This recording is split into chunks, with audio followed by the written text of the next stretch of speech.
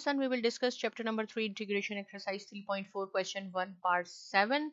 And question we have, see, this question is a little bit different from the last one. Natural tan inverse x dx. See, I told you that we have to solve this exercise by parts. So only tan inverse x is given. Maybe it is u or maybe it is v. The other is missing, so we have to multiply it by 1 because there should be the product of the function. So it, because technically when we will multiply anything with 1, it will remains the same. Now we have the product of tan inverse 1 and 1. So here I will write down uv dx. We are going to use this formula again.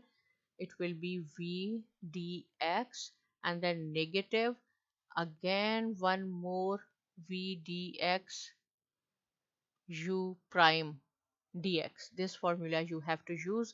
So u is equal to tan inverse x and v is equal to 1, because if I will take u is equal to 1, here when we will take the derivative of constant is 0. So that is why v is equal to 1 and u is equal to tan inverse x. Just put the values. Tan inverse x integral of 1 dx minus 1 dx.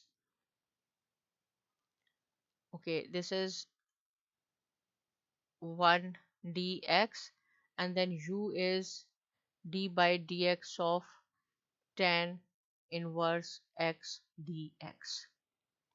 So it is equal to tan inverse x and this is will be x minus same thing, the integral of it is x, while tan inverse x the derivative is 1 divided by 1 plus x square dx.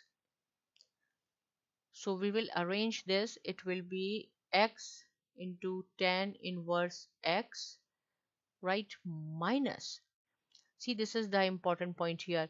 Function we have 1, if I will make like this, 1 plus x square in the denominator, but the derivative of it should be 2x while we have only x here. So what we have to do, we have to divide it by with 2 and multiply with 2. So technically these two will cancel. Again we have the same thing. In this way we will get the derivative in the numerator. So now we have x tan inverse x minus 1 by 2 integral of 2x. See, we have a function in the denominator and the derivative in the numerator.